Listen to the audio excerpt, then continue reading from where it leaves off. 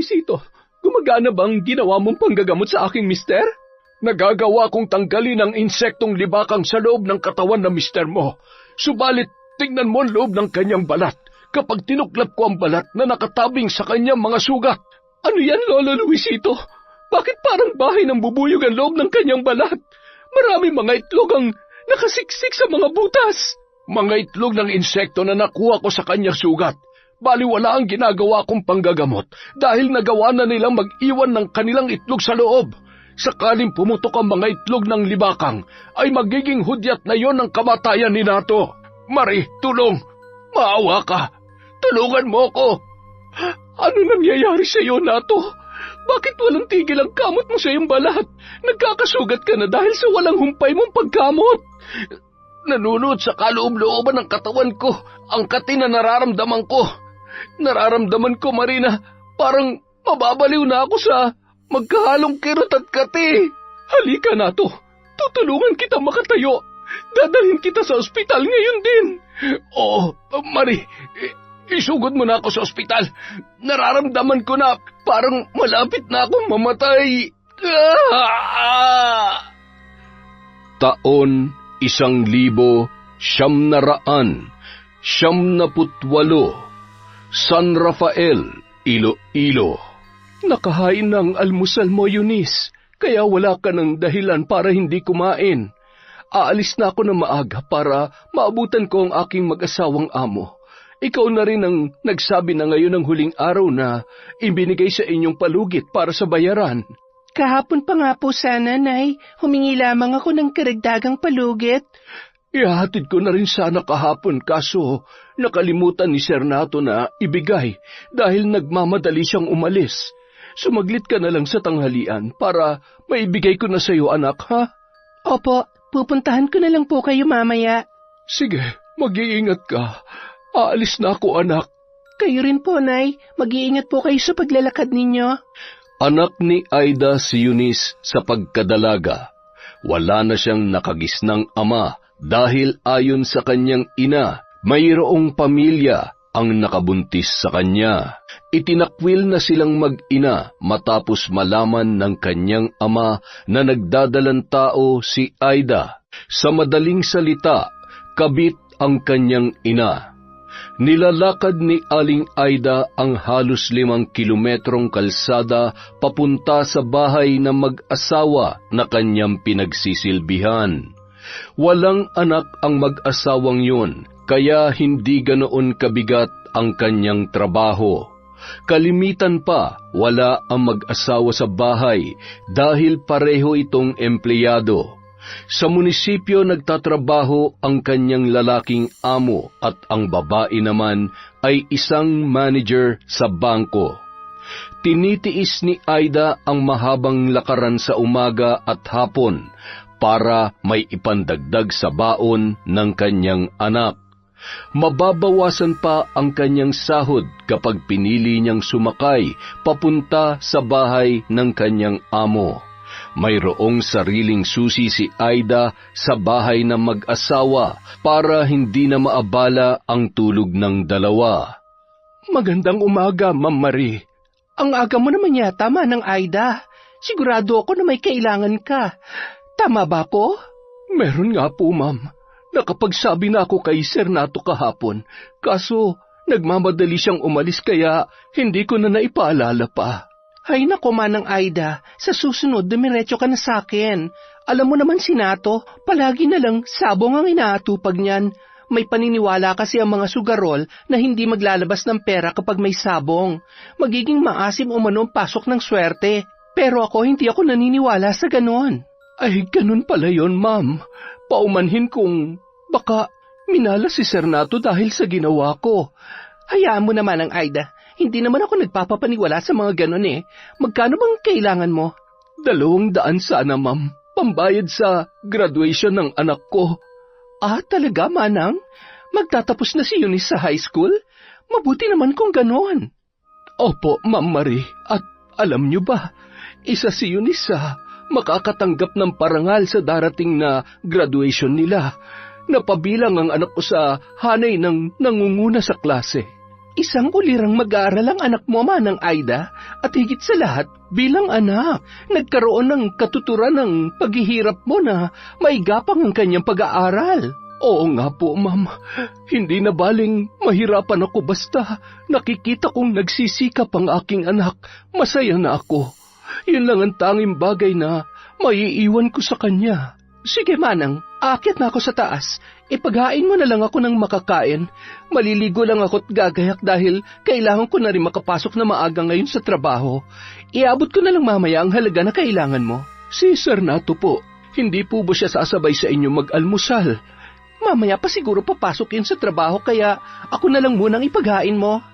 Pagkalipas ng 1 oras, narinig ni Aida ang takong ng sapatos na suot ni Marie na pababa sa hagdan.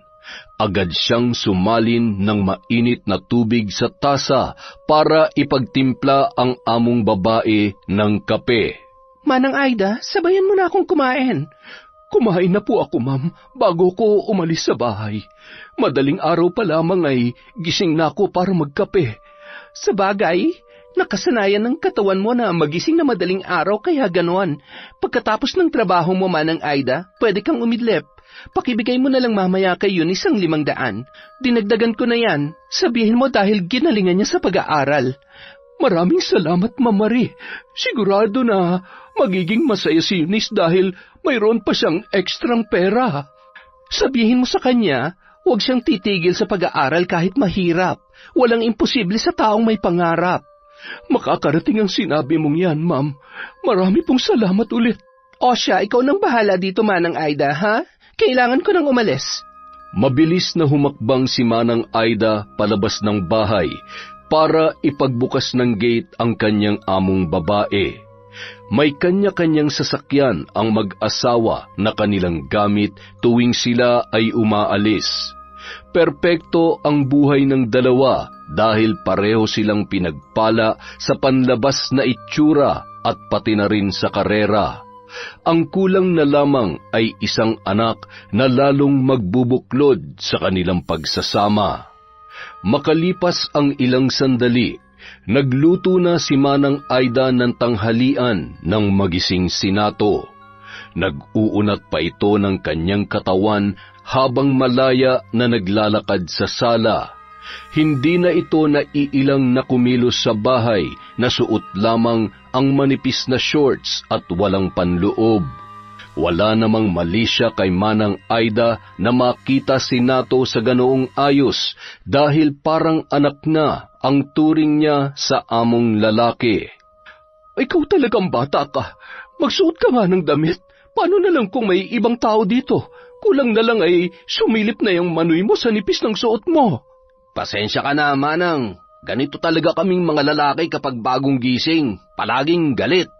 Wala namang problema sa akin dahil sanay na ako. Umupo ka na nga lang dun at ipagtitimpla na kita ng kape. Tapos na rin ako sa aking mga gawain. Binuklat-buklat muna ni Nato ang pahayagan habang naghihintay ng kanyang kape. Ganoon palagi ang kanyang ginagawa sa tuwing siya ay magigising. Meron ka bang pupuntahan ngayon? Oo, Manang. Sasaglit ako sa ospital dahil may kailangan akong pirmahan. Nakapili ka na ba ng damit na susuotin mo? Opo naman. Nandun na, nakahanda na. Kakain ka na ba? Ipaghahain kita bago ko umakyat sa taas para plantsahin ang damit na susuotin mo. Sige, Manang. Basta magkakape na lang muna ako bago ako maligo. Hindi halata sa itsura ni Nato ang kanyang edad. Mukha lang siyang magte-30 dahil maalaga siya sa katawan. Walang bisyo at maselan sa kanyang pagkain. Mahilig din siyang magbabad sa gym kaya napapanatili ang matikas na pangangatawan.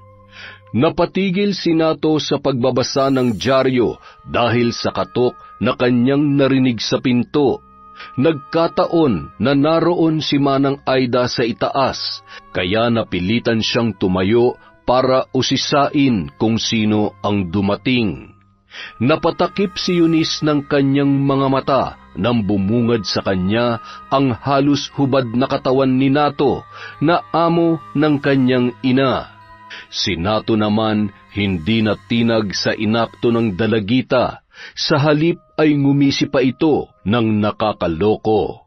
Sentrong dumako ang mata ni Eunice sa malaking bakat ni Nato na halos maaninag ang hugis dahil sa nipis ng saplot na nakatabing sa kanyang harapan. Ay, ngayon ka lang ba nakakita ng lalaki na walang pang-itaas?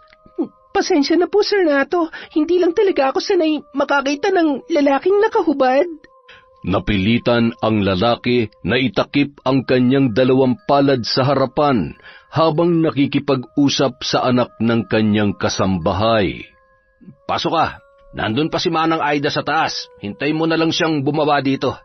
Tsaka, tutal, nandito ka na rin lang. Sumabay ka na sa aming mananghalian. May kukunin lang po akong pera kay nanay, sir. Kailangan ko din bumalik agad dahil mayroon pa akong klase mamaya. Tamang-tama dahil papasok din ako sa munisipyo sa kabilang bayan. Sumabay ka na sa akin.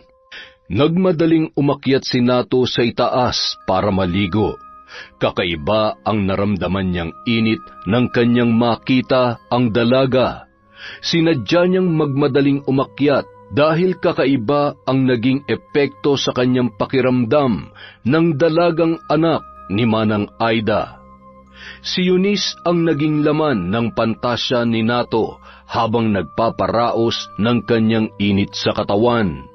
Palaging pagod si Marie sa tuwing umuuwi kaya halos 1 buwan na siyang hindi pinagbibigyan ng kanyang asawa. Pagkatapos maligo ay nagmadali ng gumayak si Nato. Sinadya niyang damihan ang gamit na pabango para lalong makuha ang atensyon ng dalagang anak ng kanilang kasambahay. Pagkababa ni Nato ay nakahain na ang pagkain. Nagtaka siya kung bakit hindi mahagilap ang mag-inang Aida at Eunice. Manang Aida, kumain na tayo! Ay naku, iho. Nauna na kaming kumain ni Eunice sa kusina. Kunin niyo na lang yung plato niyo doon at sabayan niyo na ako dito sa pagkain. Mas masarap kasing kumain kapag meron kang kasabay. Halina kayo dito. Ay, sige. Lilipat kami ni Eunice dyan para may kasama kang kumain. Ayaw ni Natong tawagin siyang sir ni Manang Aida dahil aniya masyado raw yung formal. Hindi na iba ang turing niya sa kasambahay dahil simula nung magsama sila ni Marie ay kasama na nila ito. Si Marie naman ay mabait pero istrikto pagdating sa trabaho. Nagawa ni Manang Aida na pantayan ang panuntunan ng kanyang mga amo kaya nagkakasundo sila sa maraming bagay.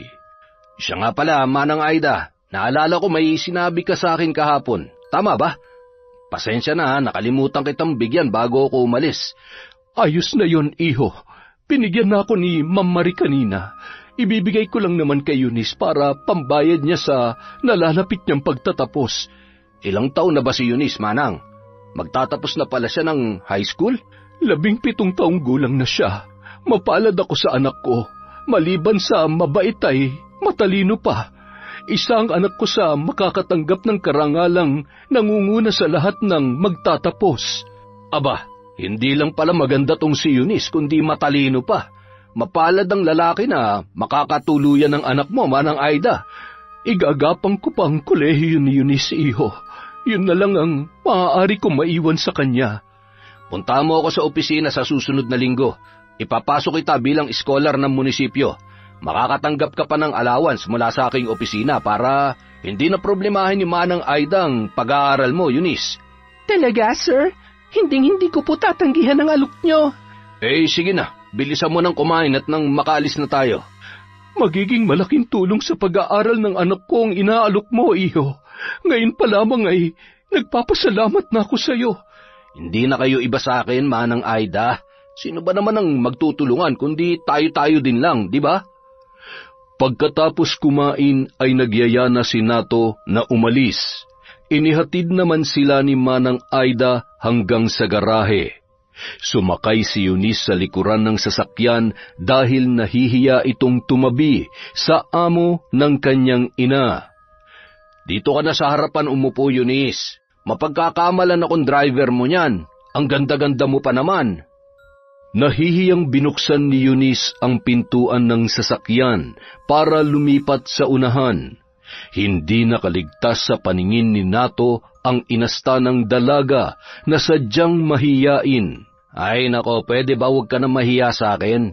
At saka, hindi naman ako nangangain ng tao. Pasensya na, sir. Hindi lang talaga ako sanay na makisalamuha sa mga katulad ninyo. Nabigla si Eunice nang hawakan ni Nato ang kanyang kamay. Pinisil-pisil pa ito ng lalaki, dahilan para hatakin ng dalaga. Pinapakalma lang kita. Halatang halata kasi na grabing tensyon ang nararamdaman mo. Huwag kang kabahan kapag akong kaharap mo, ha? Pasensya na kayo, sir. Hindi po kasi ako sanay na may lalaking humahawak sa kamay ko eh. Lumaki ako na walang nakagisna na ama kaya naging ganitong pakiramdam ko. Nobyo, sa edad mo sigurado ako na marami kang manliligaw, lalong-lalo na sa kagandahan mong yan.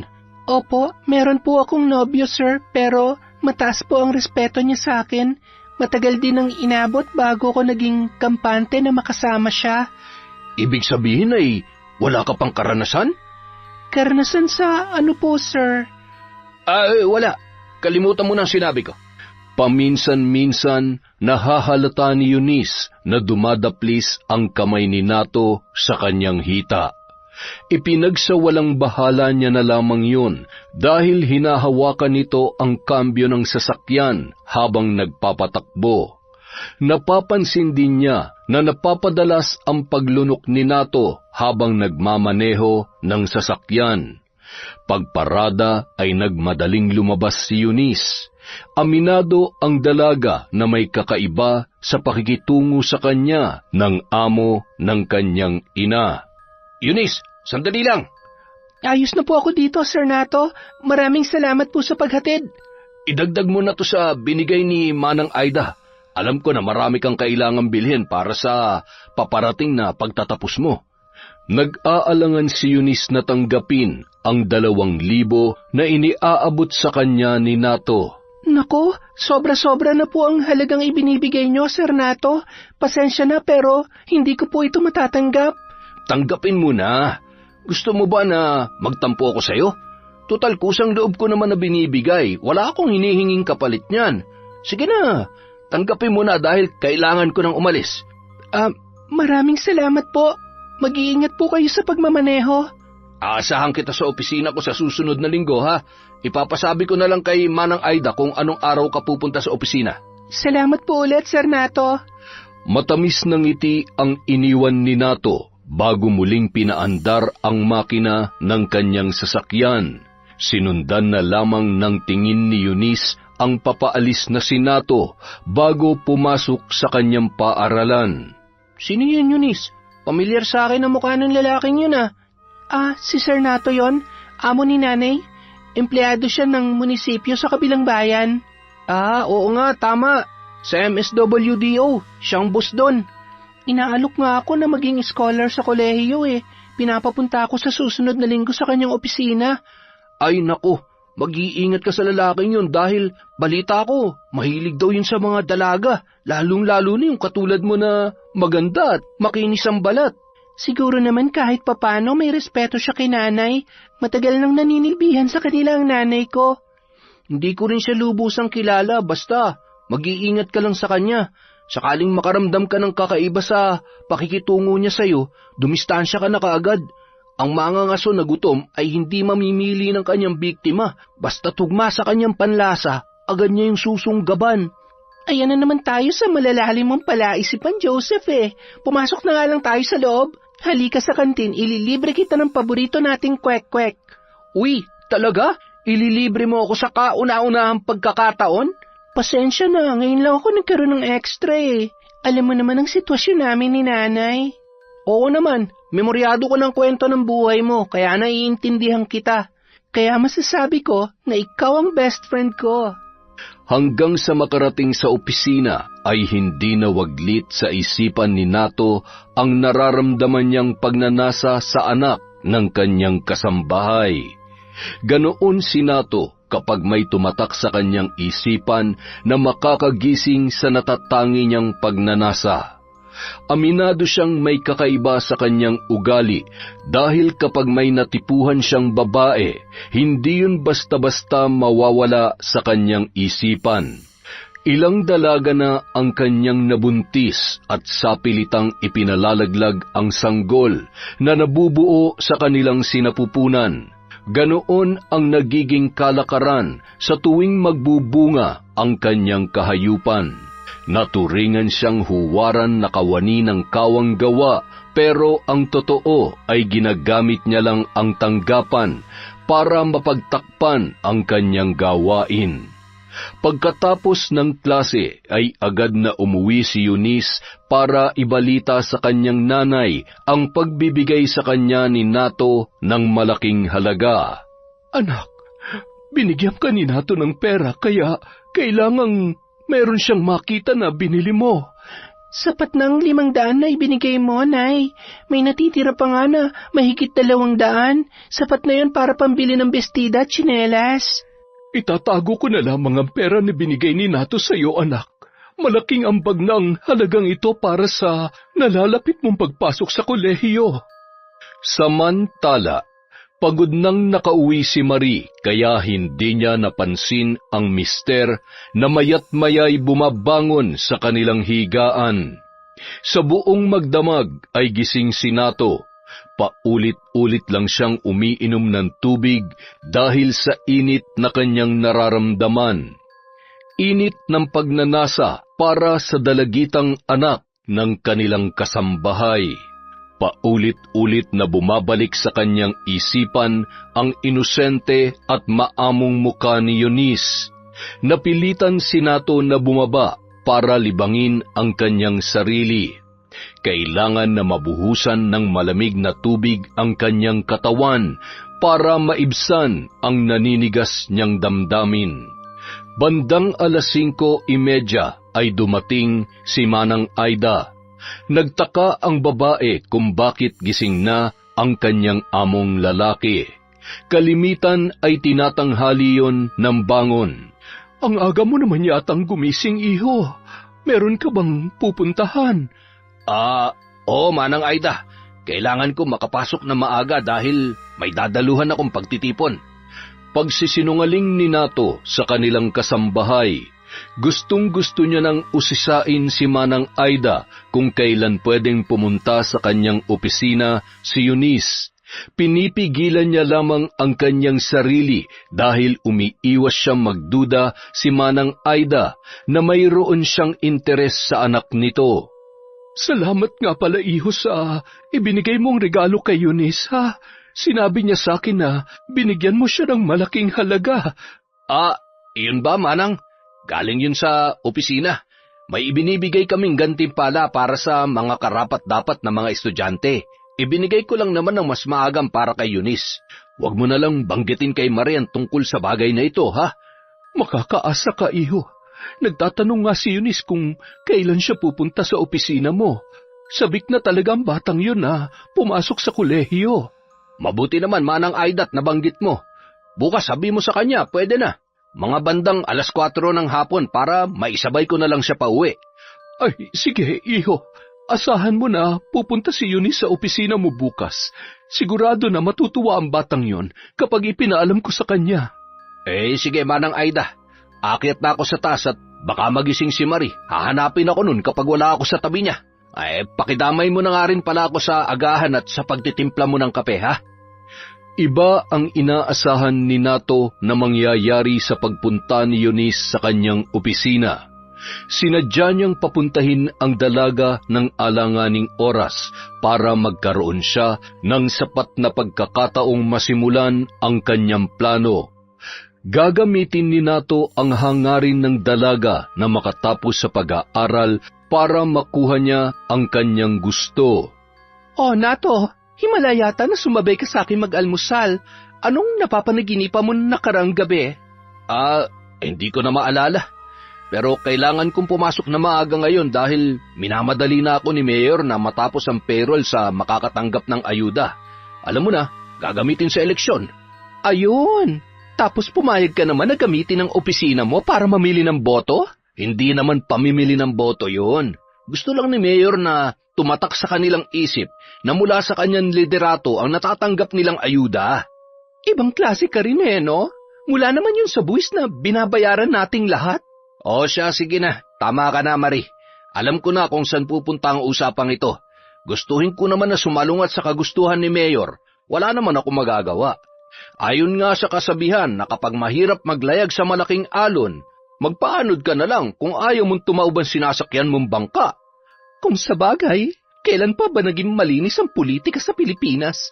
Ang pakiusap ko lang sa iyo nato, ibigay niyo ang ayuda sa mga taong karapat-dapat at kailangan makatanggap ng tulong.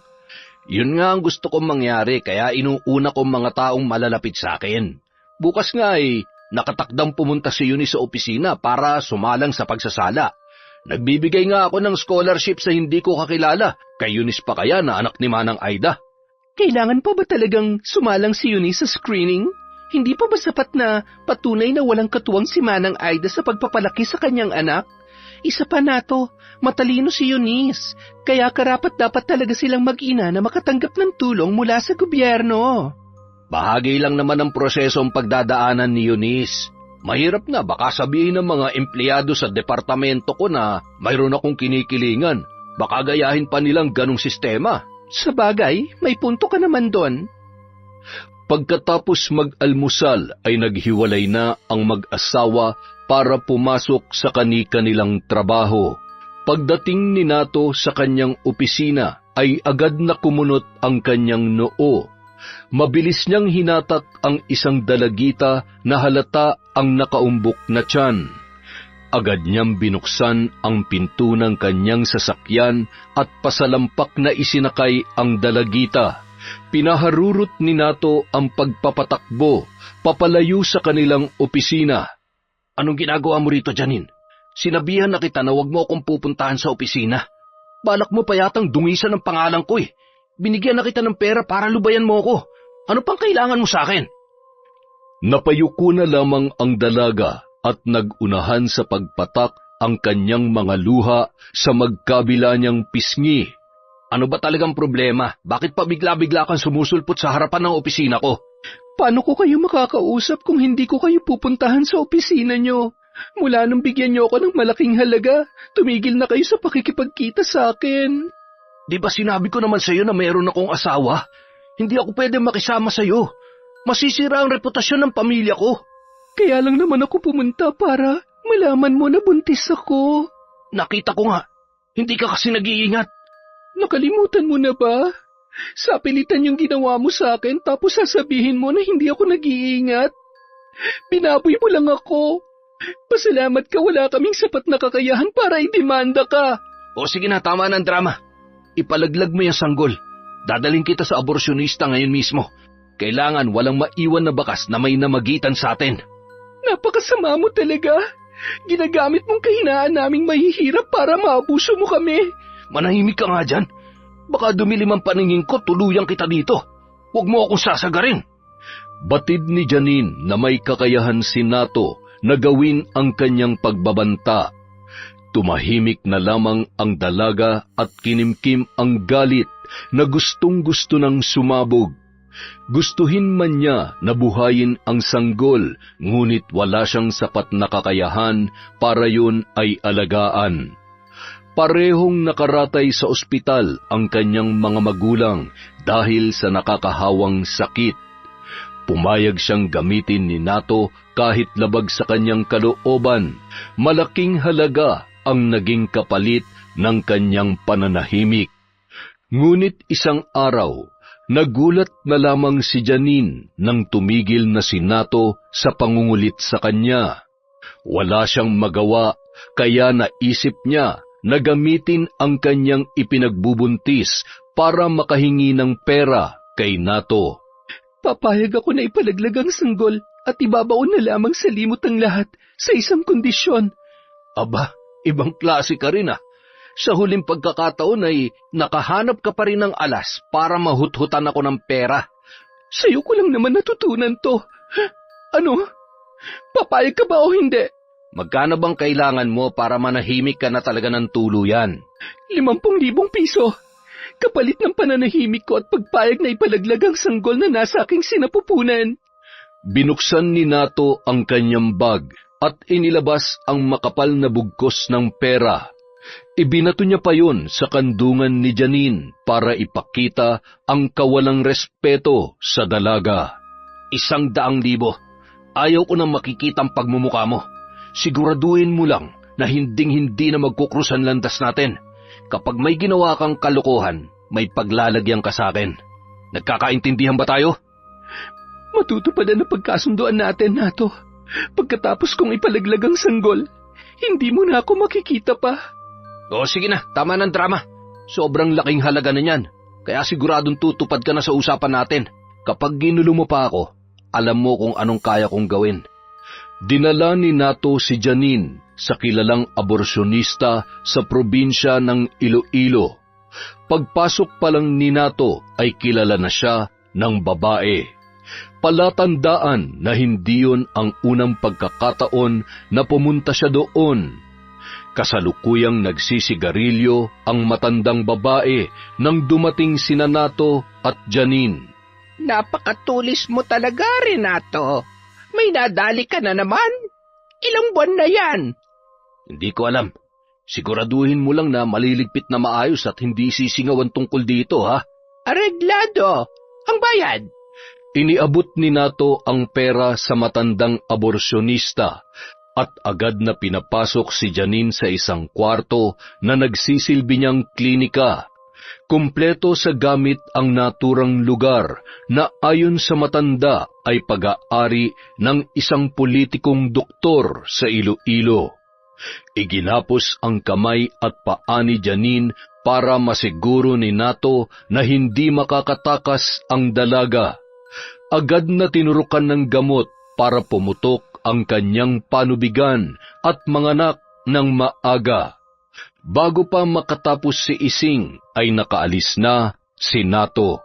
Magpakalayo-layo ka na, iha. Sana'y ito na ang una't huling pagkakataon na aapak ka sa aking bahay.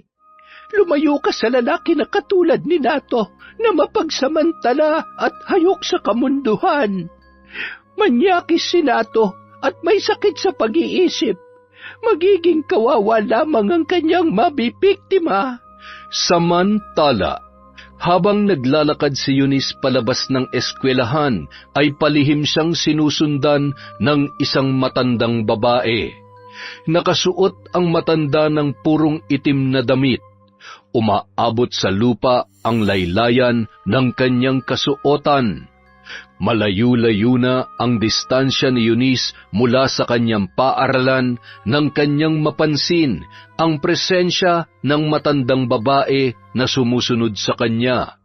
Mangilan-ngilan na lang ang nakikita niyang kapwa estudyante na napapagawi doon.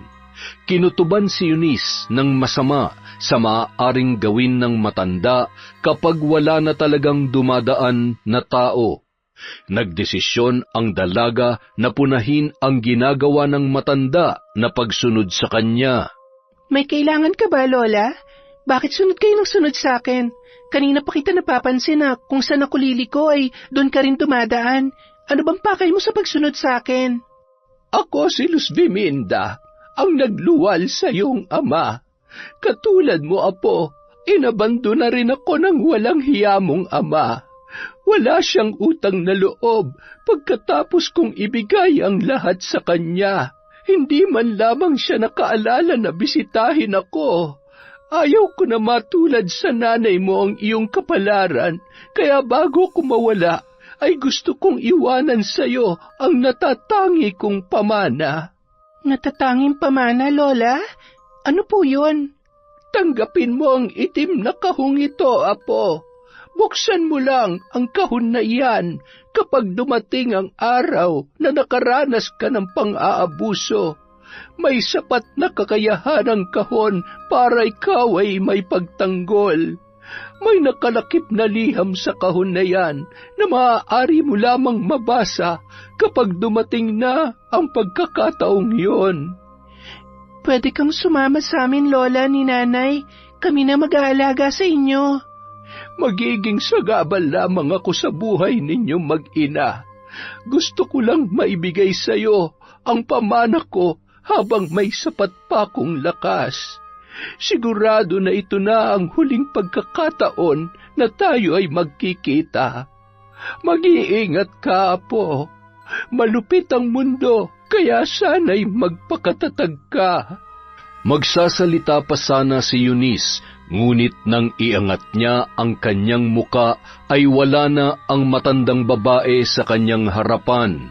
Mabilis na isinilid ng dalaga sa dala niyang bag ang kahon na kulay itim, at dumiretso na siyang naglakad pauwi sa kanilang bahay. Alam niya na naroroon na ang kanyang ina.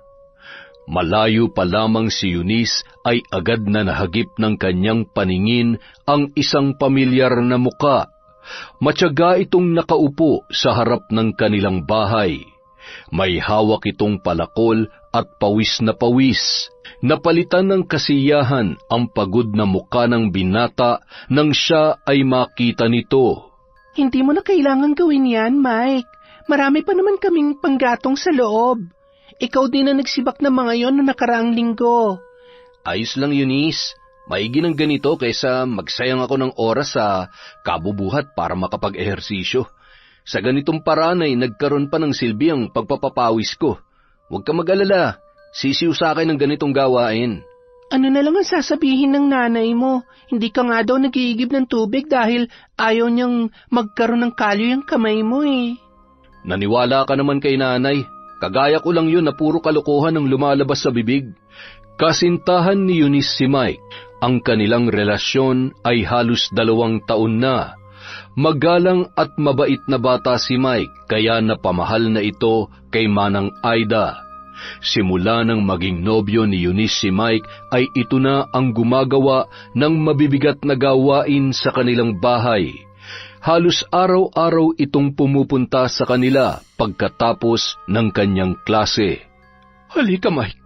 Anak, magmerienda muna kayo. Ay nako, nag-abala pa po kayo, Nanay Aida. Busog po ako. Kumain ako pagkadating ko sa bahay. Kumain ka na, Mike, dahil sigurado na magtatampo na naman si nanay kapag tinanggihan mong kanyang inihahain. Halika na, sabayan mo na ako magmerienda. Sige na nga, baka pagalitan pa ako ni Nanay Aida. Madalas doon nagpapalipas ng gabi si Mike, pero buo ang tiwala ni Manang Aida na parehong responsable ang 2 bata at hindi gagawa ng bagay na ikagagalit niya. Lalong-lalo na si Mike na responsable kung mag-isip at maganda ang pananaw sa buhay. Kinabukasan, maagang umalis si Manang Aida para pumasok sa trabaho. Inihatid pa siya ni Mike hanggang sa kabilang barangay kung saan ito nakatira. May pasok ka ba ngayon, anak? Opo, Nay, pero hindi po muna ako papasok. May trabaho si Nanay kaya kailangan kong lumiban sa klase para asikasuhin yung pagpapatanim ng palay sa sakahan. Ang swerte talaga ng anak ko sa iyo, Mike. Sana nga lang ay ikaw na talaga ang makatuluyan ng anak ko. Aba, parang meron pa pong ibang pwedeng maging nobyo si Eunice. Hindi natin hawak ang ating kapalaran. Marami pa na pagbabago ang mangyayari sa inyong 2 ni Eunice. Walang may kontrol sa pagsubok at problema na maaring darating. Subalit kung ako lang talaga ang masusunod, ay gustong-gusto ko na ikaw na ang kanyang mapangasawa. Hindi ko susukuan si Eunice, Nay. Handa akong suungin ang anumang pagsubok na darating sa aming relasyon. Positibo ko na makakaya naming malampasan ang anumang problema. Naniniwala ako na may sapat kang kakayahan na malampasan ang anumang unos sa inyong buhay. Mapalad ang anak ko dahil napunta siya sa lalaking kagaya mo. Sige po, Nay. Mag-iingat po kayo. Mamaya na lang po tayo mag-usap ulit. Plano ni Eunice na pumunta sa opisina ni Nato nung araw na yun. Balak niyang magpaalam sa kanyang guro na maagang uuwi dahil kailangan niyang puntahan sa opisina si Nato para sa kanyang scholarship sa kolehiyo. Hindi naman nag-atubili ang kanyang guro na payagan siyang makauwi ng maaga. Sa kabilang bayan pa ang opisina ni Nato, kaya kailangan pa niyang sumakay ng 2 beses sa jeep. Sinadya ni Eunice na umalis na maaga para may sapat siyang oras sa pagbibiyahe. Pagdating niya sa opisina ni Nato ay pinaghintay pa siya ng tauhan ng lalaki. Mahigit 1 oras siyang nakaupo sa bulwagan kung saan may nakapila na katulad niya na humihingi ng tulong at ayuda sa opisina ni Nato. Bandang 4:30 nang ipatawag siya ng lalaki na pwede na siyang pumasok sa opisina nito. Pagkapasok pa lamang ni Eunice ay naramdaman niya na ang nanunuot na lamig sa kanyang katawan. Napakalamig ng hangin na ibinubuga ng aircon sa kanyang opisina na halatang sinadya ni Nato. Nagtaka si Eunice dahil pagkapasok niya ay nakasando na lang si Nato at nakasuot ng jogging pants sa loob ng kanyang opisina. "Halika, tuloy ka, Eunice. Umupo ka." Salamat po, Sir Nato. "Hindi talaga ako humaharap sa mga pumupunta dito, Eunice. Ngayon lang ako nagpapasok ng hindi empleyado sa opisina ko. Espesyal ka kaya pinadiretso na kita dito sa loob ng opisina." Salamat naman po kung ganon, Sir Nato. Ano po ang kailangan para makakuha ng scholarship? "Sa totoo lang, para lang naman sa formalidad kaya pinapunta kita dito sa opisina." Nag-imprenta si Nato ng pormas para punan ni Eunice ng kanyang personal na mga detalye. Iniabot niya sa dalaga ang napakaraming papel na halatang sinadyang damihan para siya ay magtagal. Ganito po ba talaga kadami ang kailangan kong sagutan, Sir Nato? "Bakit? May problema ba, Eunice?" Wala po, sir. Nabigla lamang po ako na ganito pala kadami ang kailangan kong sulatan. "May exam sa pinakahuling bahagi. Kailangan galingan mong pagsagot para hindi ako mapahiya sa pagpasok ko sa iyo bilang scholar dito." Makakaasa po kayo, sir.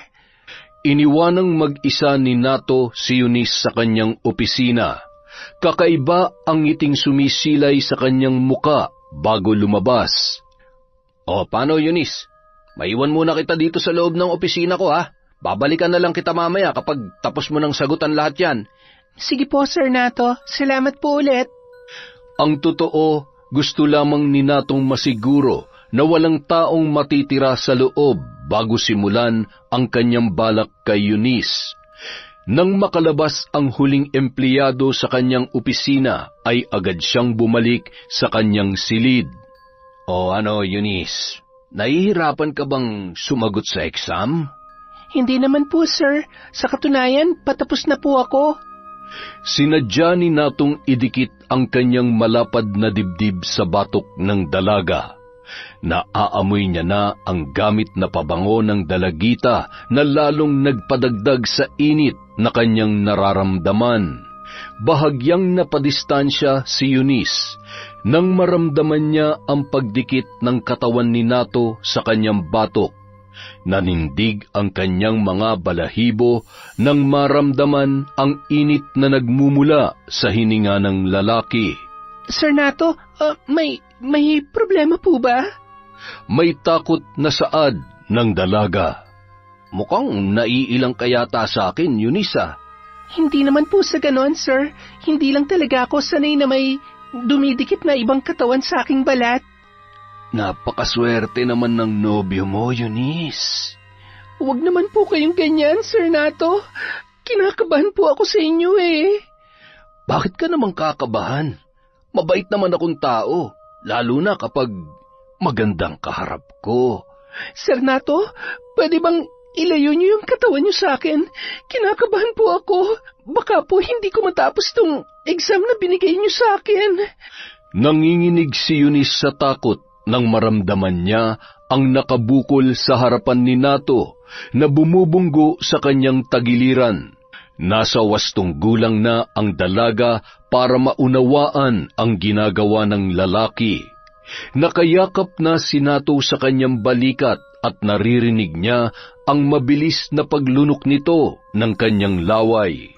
Huwag naman po sana kayong ganyan, Sir Nato. Maawa po kayo sa akin. Naiiyak na saad ni Eunice, dala ng matinding takot nang biglang pumasok ang matandang empleyado sa opisinang yun. Mabilis na lumayo si Nato sa tabi ng dalaga at umakto na walang nangyayari. Akala ko ba, Manong, ay nakauwi ka na? Ano pang ginagawa mo dito? Pauwi naman na talaga ako. Kaso narinig ko ang paghikbi ng dalagang kasama mo. Anong ginagawa mo sa kanya? Sagutin mo nga ako. Wala akong ginagawa sa kanya, Mang Bartolo. Anak ng kasambahay ko si Eunice. Umiiyak lang siya dahil nagmamakaawa na tulungan ko siyang makapagpatuloy ng kanyang pag-aaral. Huwag mo nga akong pinaglololoko, Nato. Sabihin mo yan sa taong hindi nakakaalam ng ugali mo. Halika na, Ineng. Tumayo ka na dyan. Wala akong ginagawa masama sa kanya. Tanungin mo pa siya. Magsasayang lamang ako ng oras kapag ipinilit ko pang alamin ang katotohanan. Alam ko naman na hindi ka aamin. Kilalang kilala na kita, Nato.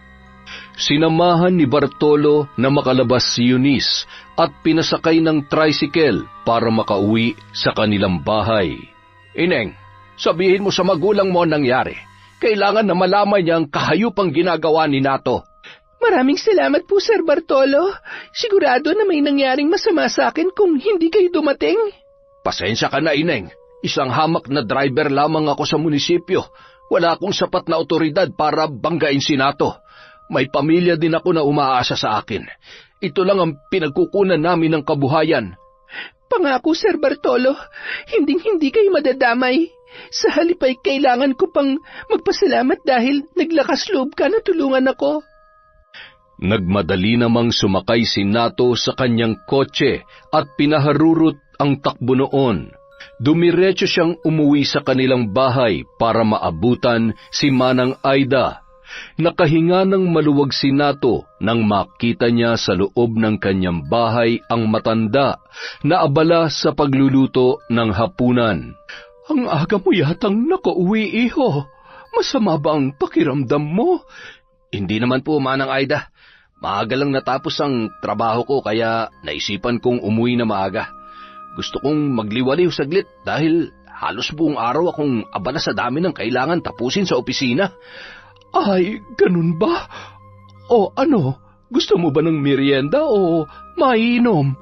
Hindi na, Manang Aida. Gusto kong mamasyal. Ihatid na kita sa inyo para makalanghap ako ng sariwang hangin. Tutal, mamaya pa naman uuwi si Marie. Sigurado ka ba, iho? Malayo ang aking bahay. Sa kaloob-looban ako ng probinsya nakatira. Yun na nga ang gusto ko, Manang Aida. Ang makalanghap ang baga ko ng sariwang hangin. O ano, tapos ka na ba dyan? Alis na tayo. Huhugasan ko lang ang ginamit ko sa pagluluto at pwede na tayo agad umalis.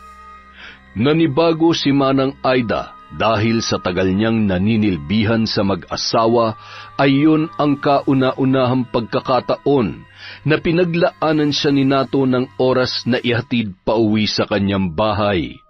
Hindi naman nagduda si Manang Aida sa lalaki dahil buo ang tiwala niya doon.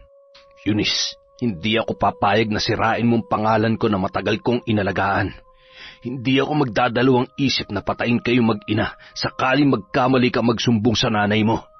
Saad ni Nato sa kanyang sarili habang inihahanda sa kanyang bag ang baril na kargado ng bala. Samantala, nananatiling tuliro si Eunice habang lulan ng tricycle papauwi. Nakalimutan niya nang itanong sa kanyang ina ang tungkol kay Luz Viminda na umano'y kanyang lola sa kanyang tatay. Pati ang tungkol sa kahon na kulay itim ay nalimutan niya na ring usisain kung ano ang laman. Itinago niya muna yun sa tukador dahil sa presensya ni Mike nang siya ay dumating. Buo sa loob ni Eunice na ipagtapat sa kanyang ina ang tungkol sa ginawa ni Nato sa kanyang pagpunta sa opisina ng lalaki. Subalit ganun na lang ang kanyang takot nang makita ang nakaparadang sasakyan na pag-aari ni Nato. Pagpasok niya sa loob ay bumungad sa kanyang paningin si Nato na nakaupo sa kanilang sala. Anong ginagawa mo dito? Binibisita ka. wag na wag ka magkakamaling sabihin sa nanay mo ang tungkol sa nangyari sa opisina. Sinisiguro kong pareho kayong mabubura sa mundo kapag ginawa mo yun. Napatras si Eunice sa kanyang kinatatayuan nang makita ang baril na nakasukbit sa bewang ni Nato. Nilapitan pa siya nito para ibulong sa kanya ang pagbabanta. Uubusin ko ang bala ng baril na to kapag nagkamali ka, Eunice. Walang halaga ang buhay niyo mag-ina kumpara sa pangalan na matagal ko nang inaalagaan. Tandaan mo yan. Inilapat pa ni Nato ang baril sa mukha ni Eunice para lalo itong masindak sa ginagawa niyang pananakot. Si Eunice naman, hindi napigilan ang kanyang kaba at nagsimula ng umiyak. Patakbong umakyat ang dalaga sa loob ng kanyang silid para maitago ang kanyang pag-iyak sa kanyang nanay. Iyo, nakita mo ba si Eunice na dumaan? Narinig ko na parang may tumakbo papunta sa itaas. Oo, Manang Aida. Mukhang masama ang pakiramdam kaya nagmadaling umakyat sa itaas. Pagpasensyahan mo na si Eunice, ha? Mahihain talaga ang batang yon. Hindi sanay makihalubilo sa maraming tao. Wala akong problema, Manang Aida.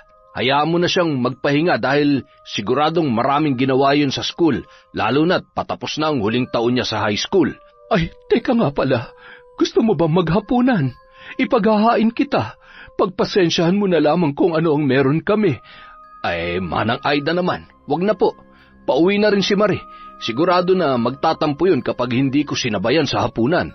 Ayos na bang pakiramdam mo? Kung hindi na kita mapipigilan ay mag-iingat ka na lang sa pagmamaneho pag-uwi. Hindi na kita maihahatid sa labas dahil kailangan ko pang akyatin si Eunice sa itaas. Pakisabi na lang, Manang Aida, kay Eunice na seryoso ko sa sinabi ko sa kanya, ha? Hindi ako nagbibiro, kanyo. Alam nyo naman kung anong katayuan ko sa buhay. Ano bang sinabi mo sa kanya? Hindi yata kita maintindihan. Ay, ang ibig kong sabihin, Manang Aida, na hindi ako nagbibiro na tutulungan si Eunice hanggang makatapos siya ng pag-aaral. Maganda ang posisyon ka sa gobyerno, kaya hanggang makatapos siya at maabot ang mga pangarap niya, tutulungan ko siya. Tama ka naman dyan. Ngayon pa lamang ay nagpapasalamat na ako sa kabaitan mo sa aming mag-ina. Sinadya ni Nato na lakasan ang kanyang boses para marinig ni Eunice ang kanyang mga sinabi. Iba ang dating sa dalaga ng mga salitang binitawan ni Nato. Para sa kanya, isa yung uri ng pagbabanta. Pagbabanta na lubos na kinatakutan ng dalaga para sa buhay nilang mag-ina. Anak, masama raw ang pakiramdam mo? Masakit lang ang puson ko, Nay. Malapit na kasi akong datna ng buwanan kong dalaw. Ibibili na lamang kita ng soft drinks para mas mapabilis ang paglabas niyan. Huwag, Nanay. Pahinga lang ang kailangan ng nararamdaman ko. Hindi lang ako sanay na magbiyahe ng matagal. Anak, may problema ka ba? Alam ko na meron kang problema. Kilalang kilala na kita. Nag-away ba kayo ni Mike? Biglang kinutuban ng masama si Eunice dahil aminado siya na hindi siya pwedeng magsinungaling sa kanyang ina. Maari siyang makatanggi sa iba na magsabi ng totoo pero hindi sa kanyang ina na kasama niya mula pagkabata. Napilitan siyang mag-imbento ng palusot para malihis ang atensyon ng kanyang ina. Nagkatampuhan lang po kami ni Mike, Nay. Nagkasagutan po kami kaya sumama po ang loob ko. Ay naku anak, huwag mong hayaan na tumagal pa ang tampuhan niyo ng batang yon. Sigurado naman ako na hindi niya sinasadya sakaling nagkasamaan kayo ng loob. Sayang ang ilang taon na pinagsamahan ninyo sakaling tumuloy sa hiwalayan ang inyong problema. Huwag po kayo mag-alala, maliit na tampuhan lang po yon. Kailangan lang namin ng maikling panahon para makapag-isip. Ay, sige anak, maiwan na kita. Sumunod ka agad sa ibaba para makapaghapunan na tayo, ha? Panibagong hamon na naman ang susuungin natin bukas, kaya kailangan na may sapat tayong pahinga. Sige po, Nay. Susunod po ako sa baba. Magpapalit lang po ako ng damit. Nakahinga ng maluwag si Eunice nang tuluyan na siyang nilubayan ng kanyang nanay Aida. Tahimik ang mag-ina habang kumakain ng hapunan.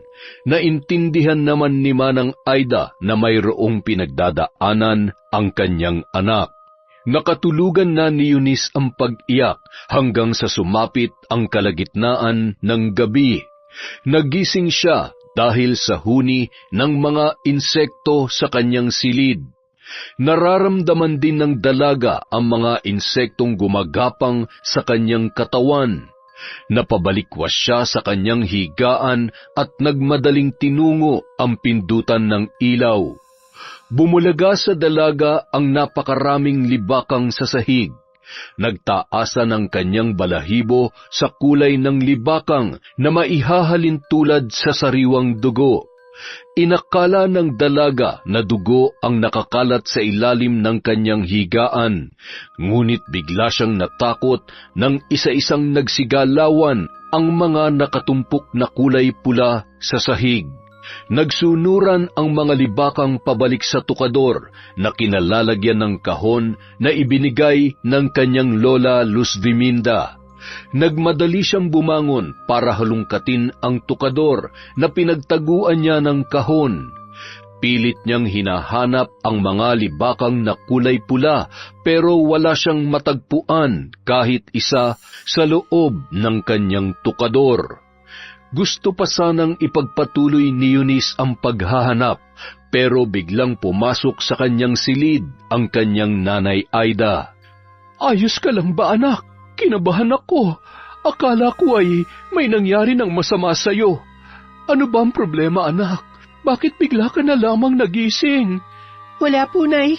Bigla na lang akong nakaramdam ng uhaw kaya binuksan ko ang ilaw. Ah, ganun ba? O siya, ako na ang kukuha ng tubig sa baba.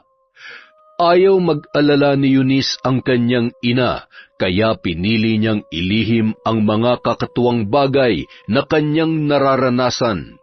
Sigurado si Eunice sa kanyang nakita, hindi siya namamalikmata. Sigurado siyang mga libakang na kulay pula ang gumambala sa kanyang pagtulog. Kinabukasan, maagang bumangon ang dalaga para magluto ng kanilang agahan. Hindi na siya dinalaw ng antok hanggang sumabog ang liwanag sa buong paligid.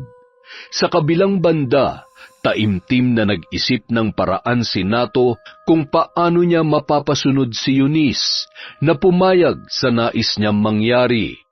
Sumilay ang nakakalokong ngiti sa kanyang mga labi matapos siyang makapag-isip ng paraan. Anong oras ka papasok sa trabaho, Nato? Biyernes ngayon, kaya maaga akong aalis. Mamaya na siguro, kaya mauna ka na. Sabihin mo na lang kay Manang Aida na ipaganda ako ng maisusuot para diretso na lang ako maliligo pagkabangon ko. Sinadya ni Nato na hindi magpakita kay Manang Aida dahil bahagi yon ng kanyang plano. Pagkarinig ni Nato na umalis na ang sasakyan ng kanyang asawa ay nagmadali na siyang bumangon. Sinadya niya magtago sa likod ng pintuan na malapit sa hagdanan.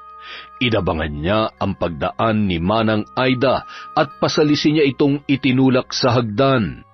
Malakas na lagabog ang bumasag sa katahimikan ng malaking bahay.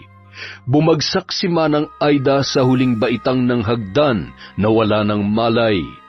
Agad naman siyang isinugod ni Nato sa ospital para mabigyan ng lunas. Samantala, hindi naman mapakali si Eunice habang nasa eskwelahan. Kinakabahan siya na hindi naman niya alam kung ano ang dahilan. Eunice, huwag kang mabibigla sa ibabalita ko sa'yo. Huwag mo nga akong takutin, Mike. Kanina pa ako kinakabahan eh. Si Nanay Aida. Bakit? Ano nangyari sa nanay ko?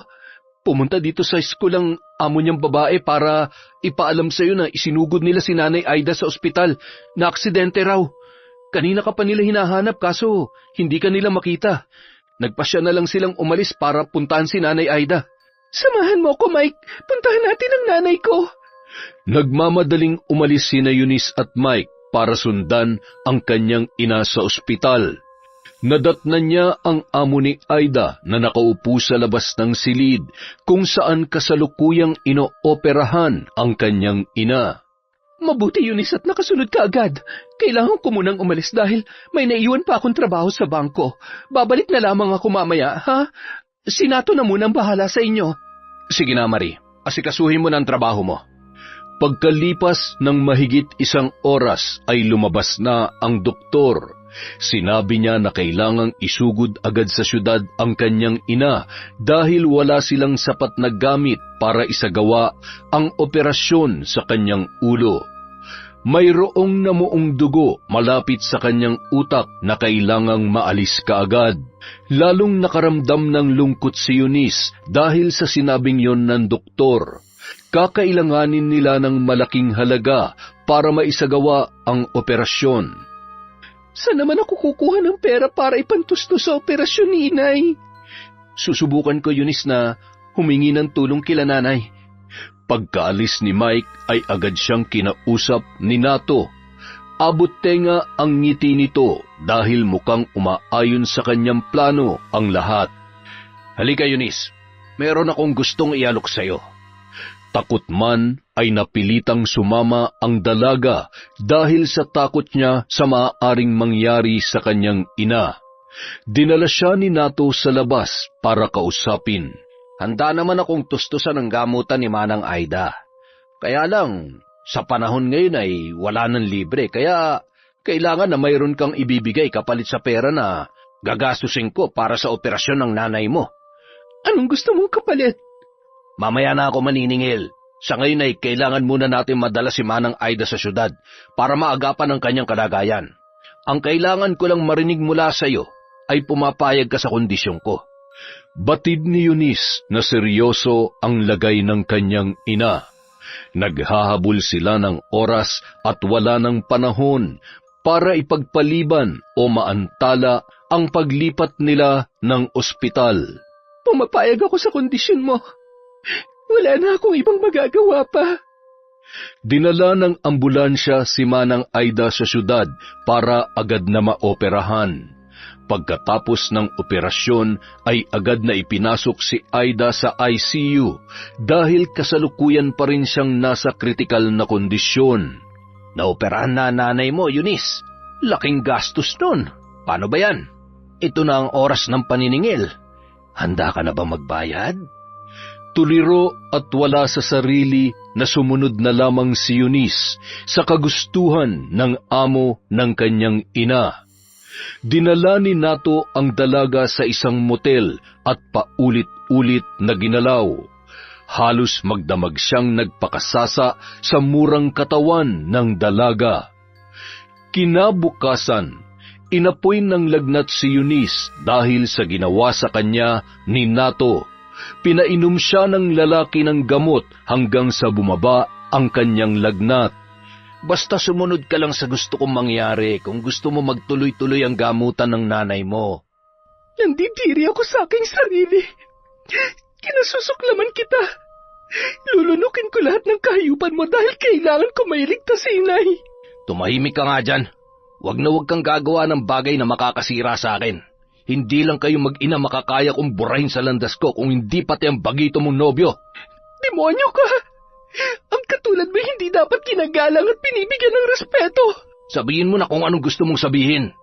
Pero kapag ako napuno sa'yo, may kalalagyan kayong lahat sa akin. Itatak mo yan sa makitin mong utak. Nagpaulit-ulit ang kahayupang ginagawa ni Nato kay Eunice. Labag man sa kanyang kalooban ay kailangan niyang lunukin ang lahat ng ginagawa sa kanya alang-alang sa kanyang ina. Sa loob ng ilang linggo, halos 5 beses siyang pinagsamantalahan at paulit-ulit na ginamit ni Nato hanggang sa dumating ang trahedya na lubos na kinatatakutan ng dalaga. Inatake sa puso si Manang Aida at agad na binawian ng buhay sa ospital. Ngayong wala nang iyong ina, Eunice, ako na magpapaaral sa iyo. Magbibigay ako ng lingguhang allowance para makapagpatuloy ka sa pag-aaral mo. Hindi alam ni Eunice kung matutuwa ba siya o magagalit sa sinabing yun ni Marie.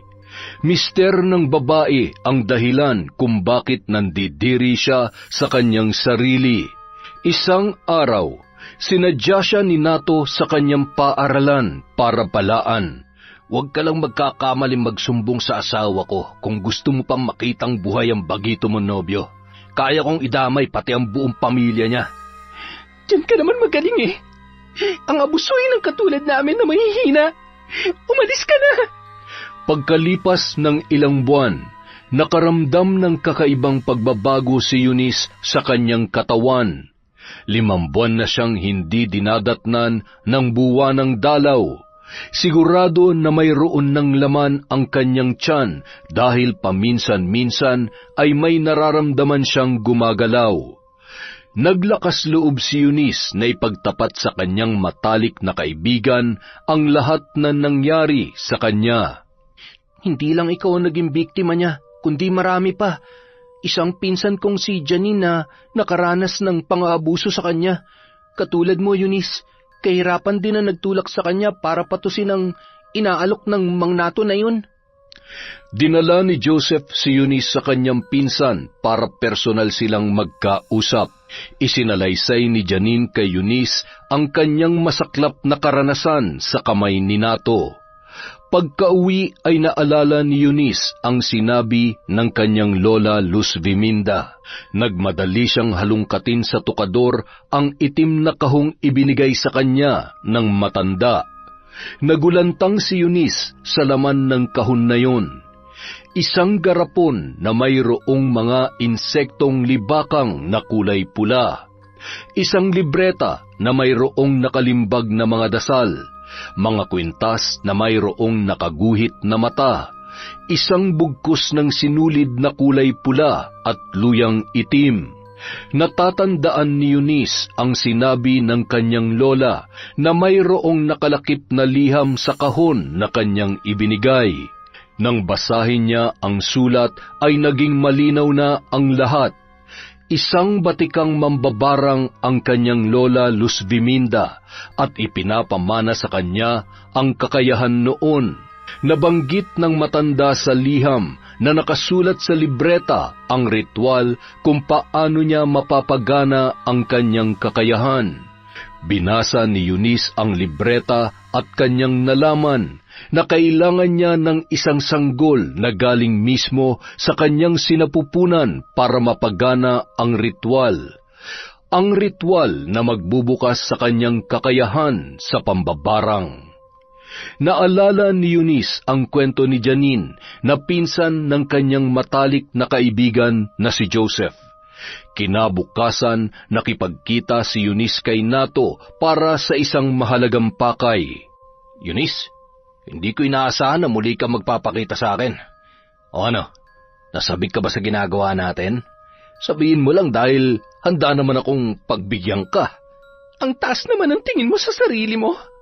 Hindi ako magkakainteres sa isang demonyong katulad mo. Narito ako para ipaalam sa'yo na nagbungang kahayupang ginawa mo sa akin. Kailangang ikaw ang gumawa ng paraan para mawala ang bakas mo. Aba, palaban ka na ngayon ah. Sino mag-aakala na ang isang mahinhin at mahiyaing babae ay magiging matapang at palaban? Ikaw ang nagturo sa akin, Nato, kung paano maging matataglaban sa katulad mo. Magkano bang kailangan mo para tumahimik ka? Hindi ko na kailangan ng pera mo. Gusto ko lang mawala ang lahat ng bagay na magpapaalala sa akin sa kahayupan mo, lalong-lalo na ang sanggol sa sinapupunan ko na nagmula sa dugot laman mo. Mabuti naman at malinaw sa iyong lahat. Dinala ni Nato si Eunice sa aborsyonista para ipalaglag ang sanggol na nasa kanyang sinapupunan. Umaapak na sa 6 na buwan ang sanggol, kaya buong bata na yun. Agad naman itong kinuha ni Eunice para dalhin pa uwi. Paghihiganti ang nangingibabaw sa puso't isipan ng dalaga, kaya hindi niya naramdaman na mahabag o maawa sa sanggol na kanyang dinadala. Si Mike naman ay walang kaalam-alam sa pinagdadaanan ng kanyang nobya. Naramdaman niya lang ang pagiging malamig ng dalaga sa tuwing sila ay magkakasama. May galit ka ba sa akin, Eunice?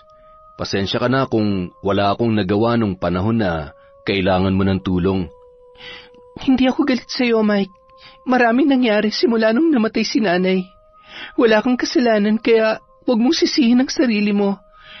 Hindi ko kasi maintindihan kung bakit biglang nagbago ang pakikitungo mo sa akin. Hindi ka naman ganun dati. Marami nang nangyari sa akin, Mike. Sirang-sira na ako. Hindi na ako nararapat sa isang katulad mo. Teka muna, sandali lang, hindi kita maintindihan. Sabihin mo nga sa akin, ano ba talaga nangyari sa'yo, maliban sa pagkamatay ng nanay mo? Hindi naman basta-basta ka na lang magbabago ng ganyan. Naging emosyonal ang pag-uusap sa pagitan ng magkasintahan na sina Mike at Eunice. Hayop talagang lalaking yun. Alam mo ba, nito ko lang nalaman na siya palang tatay ko. Katulad mo, biktima rin ng nato na yun ng nanay ko. Batid ko na maaaring kamuhian mo ko dahil dumadaloy sa ugat ko ang dugo ng taong sumira sa buhay mo. Hindi ko maaaring kamuhian ng tao na ang tanging ginawa ay mahalin ako. Ako dapat ang humingi ng kapatawaran dahil pumayag akong madumihan ang aking sarili. Labis ang pagpapahalaga at respeto na ibinigay mo sa akin, Mike. Pero pumayag akong mawala ang lahat ng yon sa isang iglap lang. Ipinangako ko kay Nanay Aida na hinding-hindi kita susukuan. Nangako ako na mamahalin kita, anuman ang mangyari. Walang magbabago sa pagmamahal ko sa iyo. Anuman ang balak mo, Eunice, sasamahan kita. Kakampi mo ako sa lahat ng laban mo. Hinintay ni Eunice ang araw ng Martes na nakasulat sa libreta kung kailan maaaring isagawa ang ritual. Nagsindi ang dalaga ng itim na kandila at binuksan ang garapon na mayroong laman na insektong libakang. Isinambit niya ang dasal na nakasulat sa libreta. Habang inuusal ni Eunice ang orasyon ay itinataas niya ang sanggol na galing mismo sa kanyang sinapupunan. Pagkatapos mabigkas ni Eunice ang dasal ay dinukot niya ang puso ng sanggol na wala ng buhay.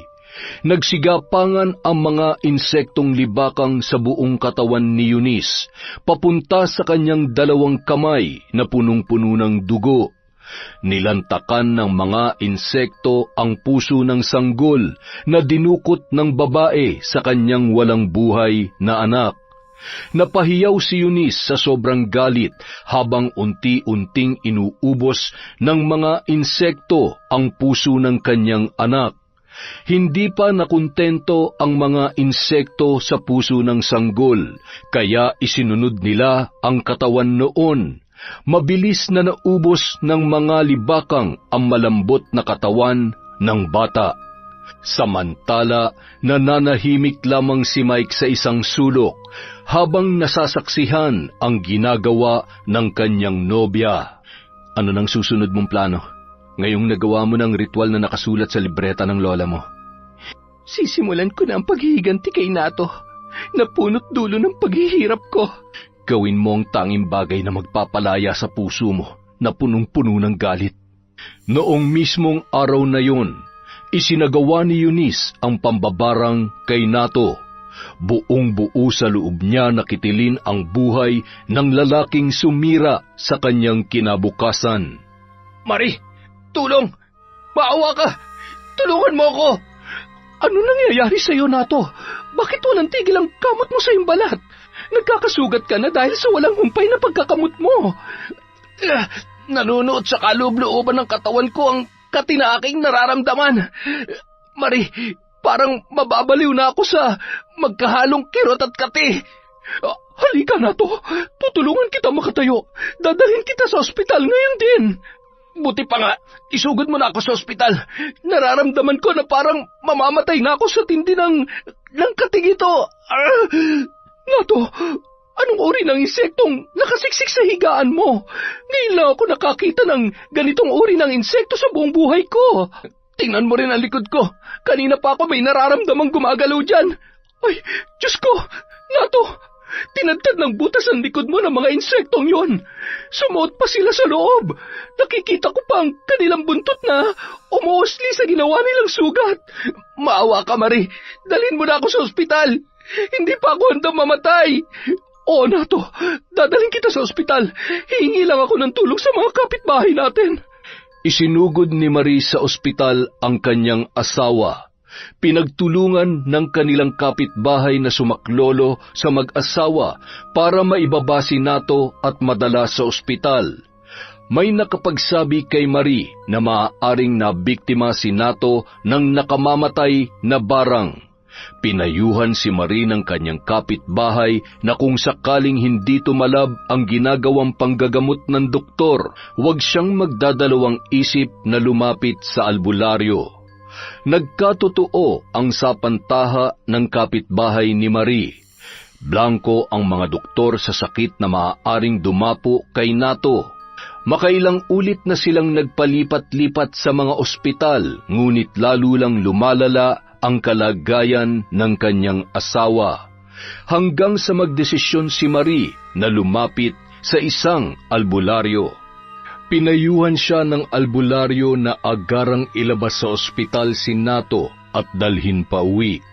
Sinunod naman yon ng babae at iniuwi niya na nga ang kanyang mister.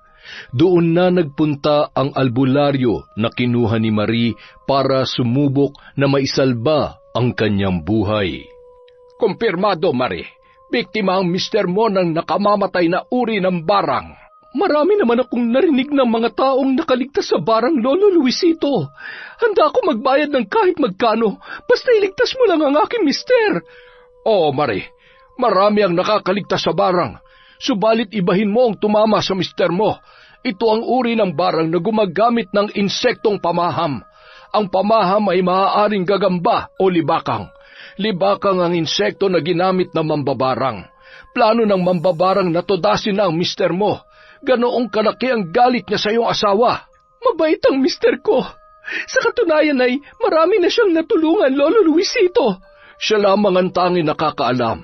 Siguradong mayroon na siyang suspecha kung sino may kagagawan niyan sa kanya. Samantala, patuloy ang ginagawang pagpapakain ni Eunice ng luyang itim sa kanyang alagang libakang. Iyon ang paraan ng mambabarang para mapasunod ang mga insekto sa kanyang mga inuutos.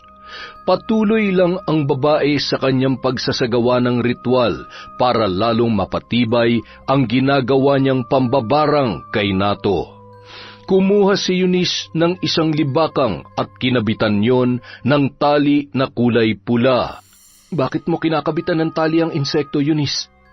Ang tali ang magiging palatandaan kung nagtagumpay akong matuluyan si Nato o nabigo ako. Patuloy naman si Lolo Luisito sa pagsasagawa ng ritual para makontra ang ginagawa ni Eunice kay Nato. Lolo Luisito, gumagana bang ginagawa mong panggagamot sa aking mister? Nagagawa kong tanggalin ang insektong libakang sa loob ng katawan niya. Subalit, tingnan mo ang loob ng kanyang balat.